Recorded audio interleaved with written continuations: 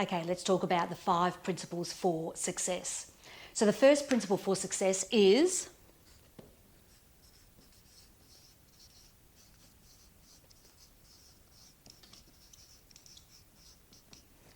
know your outcome. And this is really important with anything that you do, whether it's goal setting, conversations, even going for shopping or a cup of coffee. It's really important to know your outcome, because if you know your outcome, you will direct those conversations or whatever needs to happen towards that outcome. Now, it's a bit like having that laser beam focus. You know, a laser beam focuses directly into what you want or what you want to look at. Knowing your outcome is really important. For example, if you're having a conversation with somebody, say your partner has done something that you're upset about, and you go to have the conversation with them, you need to know what your outcome is to actually keep that conversation on track.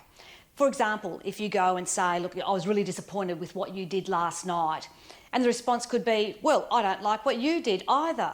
And then you'll say, well, what did I do? And they might say, well, you did this, this and this. Well, I never did that. You know, and the conversation goes on and you end up having this heated argument. But if you know your outcome and the same thing happens, you can say to them, like, you know, thank you for letting me know that, and I'd love to discuss it with you further, but for now, let's just focus on this issue. So it's a way of being able to constantly keep your focus on the outcome that you want, what you want to achieve. So travel the same path so you can get the results that you actually want. It's also about knowing your outcome with goal setting. You need to know what you want. See, a lot of people leave things to fate, but in actual fact, we are the designers or we are the creators of our future. So it's about knowing what we want in our future to then be able to create it. If you can define your outcome is much more achievable. So it's really important to know what it is that you want. Know the outcome, set the outcome, even write it down so that you know exactly what it is that you want. So then the next principle of success is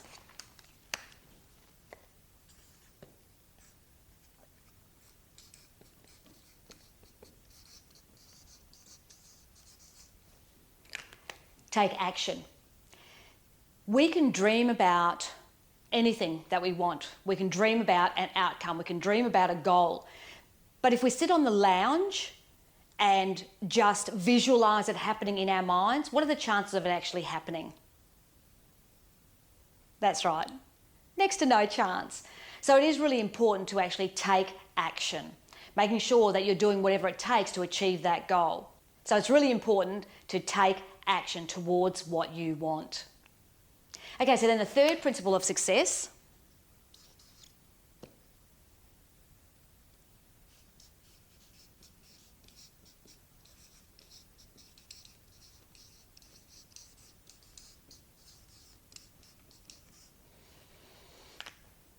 is have sensory acuity. Now, our 5 senses are there for a very important reason. They're there to help us gauge what's going on around us. So sensory acuity also means having that sensory awareness, noticing what's happening around us. Have you ever had that situation where you've been having a conversation with someone, maybe relaying this great fact that you found out, and all of a sudden, like, they're looking away and doing different things and you can see they're not paying attention, but you just keep going with your conversation because you're so excited about it. You're really keen to let others know about it as well.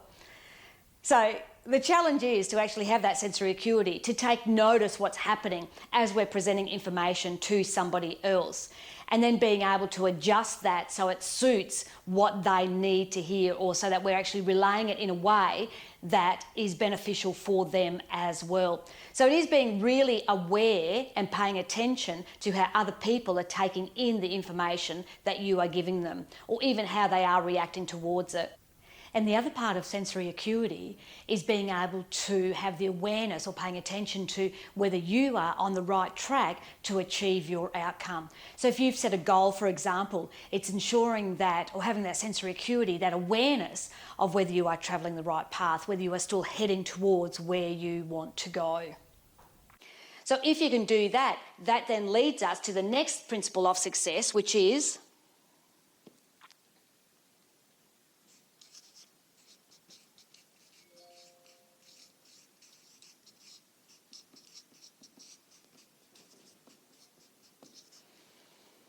behavioural flexibility.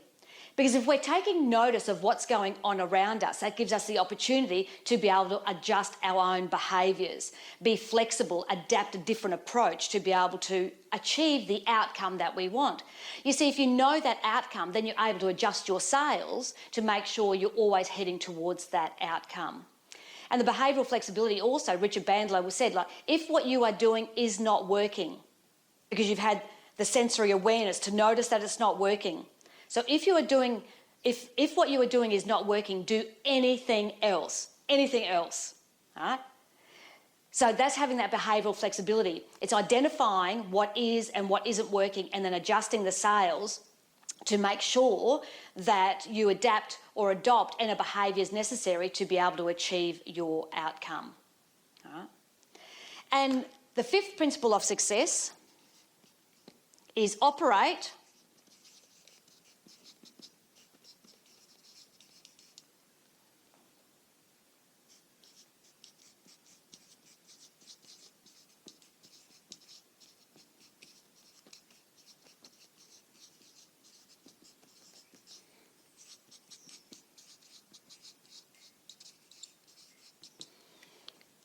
from a place of physiological and psychological excellence.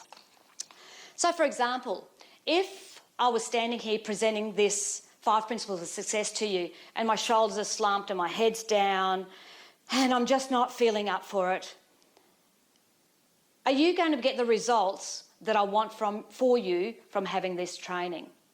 See, my outcome is to deliver the best training to you possible so that you are able then to use these principles or to use NLP, the methodology, in your life to make the improvements that you want to make. So if I'm presenting that slump like this and saying to you, yeah, well, what you have to do is, you have to know your outcome, because if you don't know your outcome, you're not going to be able to go anywhere and you're going to be sidetracked all the time. You're not going to stay on track. And yeah, have the sensory acuity, just really notice what's going on around you. All right. But it is a case of if we actually stand tall, shoulders back, and hold our physiology in a way that's going to produce results. Now, I know Harvard University has actually done a study on power poses, and they are an extremely important way of being able to adjust your physiology and your state. So they say, Harvard University, and the research that they did, they said if you assume a power pose, so think about your favourite superhero, of course you can tell I'm Wonder Woman. If you assume your favourite superhero pose and have your shoulders back, even hands on hips, however you want to do it, and standing up strong, looking ahead, they say that it increases your testosterone by 20%, decreases your cortisol by 22%, and increases your chance of taking action to achieve your desired results by 33%. So I figure, if I do this, and they say you only need to do it for 2 minutes a day. Now, just imagine if you chose to do it more often in a day, how much more quickly you'd be able to adjust your physiology, which in turn, of course, as you know from the NLP communication model, adjusts your state as well. So just assume the power pose, 2 minutes a day, and it's extremely beneficial for you. All right. So that's operating from a state of physiological excellence. So then what is psychological excellence? Now, if I walked in here and said, oh, I'm just no good at this, I just don't know what I'm going to do, I don't know how I'm going to say these things, I don't know. The psychology of that is going to come across very negatively to you as well. So you're not going to get the benefits of doing this training with me. So in my mind, there are a number of things that I adopt. And the first ones of those are the NLP, or the presuppositions of NLP. Really, really important. Because I have this fundamental belief that everyone is magnificent. And I know then that you are able to overcome any of the behaviours or the results that you're getting in life currently that aren't serving you well, and to be able to overcome those. Now, the second thing is I have to work on my own beliefs, of course. So I use what I'm teaching you to help myself as well. And I'm able to now manage my state without doing anything much, really. Like it's a case of I just have this balance, like, you know. Now, when I say balance, I don't mean like this at all, because I don't think I'd be alive if that was the case. That's flatlining. But it is a case of having this lovely balance, because life is life. Shit still happens, but I'm able to adjust my sails to manage anything that life presents to me. Whereas previously in my life, it was like a hot tsunami, you know, the big troughs and the highs, the lows, you know. So now it's just this nice balance. And that happens by actually embodying what I'm teaching you here, making the changes necessary, knowing your outcome, having that sensory awareness, taking action towards it, having behavioural flexibility, and understanding that if you do want to achieve anything, you have to operate from a state of positive psychology and physiology, and have that excellence there to be able to do that. So they're the 5 principles of success.